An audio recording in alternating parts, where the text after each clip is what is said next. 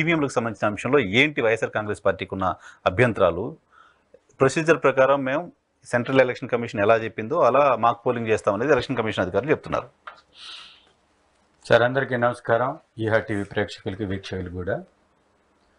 YSR Congress party election జరిగినటువంటి తీరుని మొదటి నుంచి కూడా ఆక్షేపిస్తూ వచ్చింది.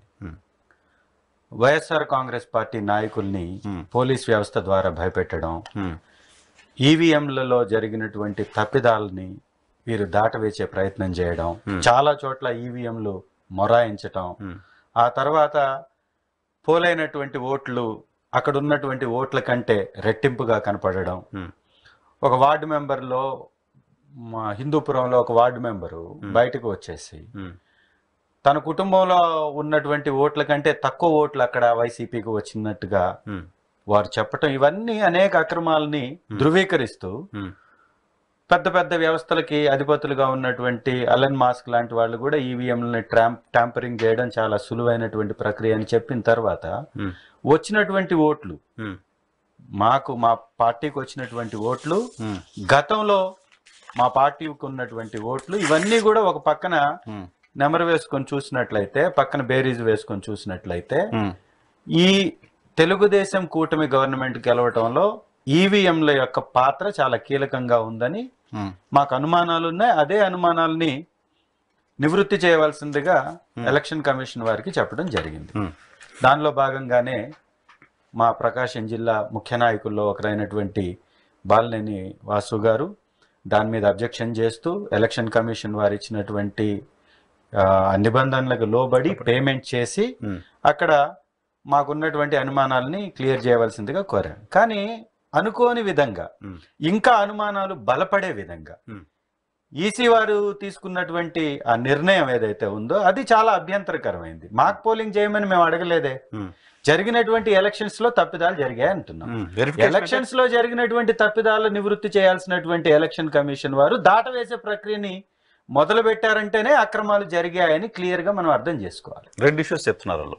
ఈవీఎం విషయంలో ఏదో జరిగింది, ట్యాంపర్ చేశారంటే ఈవీఎంలు తయారు చేసిన సంస్థ వాళ్ళని తీసుకొచ్చారు, ఈవీఎంలు ట్యాంపర్ చేశారు లేదా చెక్ చేస్తున్నారు. రెండు ఈవీఎం మిషన్లు ట్యాంపర్ చేయడం కుదరదు అని మాకు పోలింగ్ చేస్తామంటున్నారు.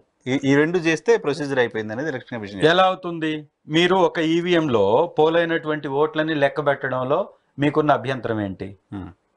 మేము అడుగుతున్న దాన్ని క్లియర్ చేయడానికి మీకున్నటువంటి సందేహాలు ఏంటి? మీరు చేసినటువంటి తప్పిదాలు బయటపడతాయనే ఉద్దేశంతో, లేదా అక్రమాలు జరిగాయని నిరూపణ అయితే ఈ దేశంలో ఉన్నటువంటి ప్రభుత్వం కూలిపోతుందని భయపడుతున్నారా? మనం ఒక ఎగ్జామ్ రాసాం సార్. ఎగ్జామ్లో నాకు వచ్చిన మార్కుల్ని తప్పా రైటా తెలుసుకోవడానికి ఫీజు కడితే నేను రాసినటువంటి పేపర్ తీసుకొచ్చి ముందు పెడతారు. దానిలో నా పేపర్లో ఉన్నటువంటి ఆన్సర్కి, క్వశ్చన్కి మ్యాచ్ అవుతుందా లేదా చూపిస్తారు. నాకేదన్నా డౌట్ ఉంటే దాన్ని క్లియర్ చేసేటటువంటి పని చేస్తారు. ఇదే పని మన కళ్ళ ముందు పెట్టి ఎందుకు గతంలో జరిగినటువంటి ఎలక్షన్లో పడ్డ ఓట్లని ఈవీఎం ఒక పక్కన, వివిప్యాట్ ఒక పక్కన పెట్టి దాంట్లో పోలైన ఓట్లు, దీనిలో పోలైనటువంటి ఓట్లని సరిచూపించేటటువంటి ప్రక్రియని మీరెందుకు చేయడానికి నిరాకరిస్తున్నారు అంటున్నాం. మేము అంటుంది ఏంది? మాకేసినటువంటి ఓటు ఇతర పార్టీలకు వెళ్ళింది అనేది మా యొక్క అభియోగం. లేదా ఇంకొక అభియోగం కూడా ఉంది. పోలైనటువంటి ఓట్ల సంఖ్య కన్నా లెక్కెట్టినటువంటి ఓట్ల సంఖ్య ఎక్కువ అనేటటువంటి అభియోగం కూడా ఉంది. ఆ రోజు ఎలక్షన్ జరిగినటువంటి రాత్రి మీరు ప్రకటించిన దానికి తర్వాత నెక్స్ట్ డే మీరు ప్రకటించినటువంటి ఆ ఓటింగ్ శాతాన్ని కానీ చూస్తే దాదాపు 7% అధికంగా మీరు లెక్క వేసినట్టుగా గణాంకాలు చెప్తున్నాయి. ఈ గతంలో జరిగినటువంటి ఈ ఎలక్షన్స్ లో ఒక సంస్థ, ఓట్ ఫర్ డెమోక్రసీ అనేటటువంటి ఒక సంస్థ 260 పేజీల నివేదికని వాళ్ళు బయట పెట్టారు. దానిలో చాలా స్పష్టంగా అక్రమాలు జరిగాయని వారు మాట్లాడారు. దానిలో ఇంకొక మాట కూడా ఏమన్నారంటే, అత్యధికంగా 4వ టర్మ్ లో జరిగినటువంటి ఫేస్ లో ఎక్కువగా ఈ యొక్క డిఫరెన్స్ ఉంది అని చెప్పారు. అంటే మనది 4లో జరిగింది, 7% నుంచి 12.5% వరకు అదనంగా ఓట్లను లెక్కింపు చేయడం జరిగింది అని చెప్తుంది vote for democracy election commission website లోనే ఉంది ఆ తేడా ఉంది, తెలుస్తుంది. మరి ఎందుకు ఎలా జరిగింది? మీరేమంటారంటే చిన్నపిల్లలకు పాఠాలు చెప్పినట్టుగా ఈ ఫోన్ ని ఎవరు ట్యాంపరింగ్ చేయడానికి వీలు లేదు అని చెప్తే ఎలక్షన్ కమిషన్ చెప్పినటువంటి ఈ మాటకే ఎలన్ మాస్క్ ట్వీట్ చేశాడు. సొంతంగా ఒక శాటిలైట్ ని పంపించే స్థాయిలో ఉన్నటువంటి వ్యవస్థ అది. దానికి ఆయన హెడ్ ఎలన్ మాస్క్.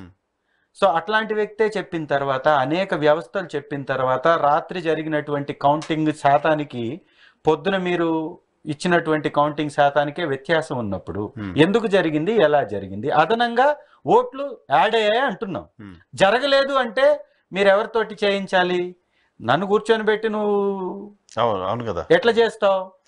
నిపుణుడు ఎవరైతే నైపుణ్యం కలిగినటువంటి వ్యక్తి జరుగుతుంది తప్పుదము అని ఎవరైతే చెప్తున్నారో అతన్ని కూర్చొని పెట్టి అతనికి వివరించి వారి ద్వారా మీరు చెప్పించాలి, లేదా మేము అడిగిన విధంగా మీరు లెక్కించి చూపించాలి.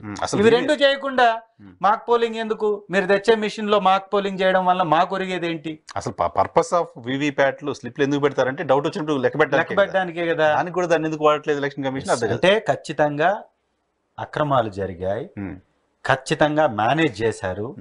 కేంద్రంలో ఉన్నటువంటి ప్రభుత్వం ఇక్కడ కూడా కూటమిగా ఉంది కాబట్టి సప్రెస్ చేసేటటువంటి ప్రయత్నం చేస్తున్నారు, ఇది స్పష్టం.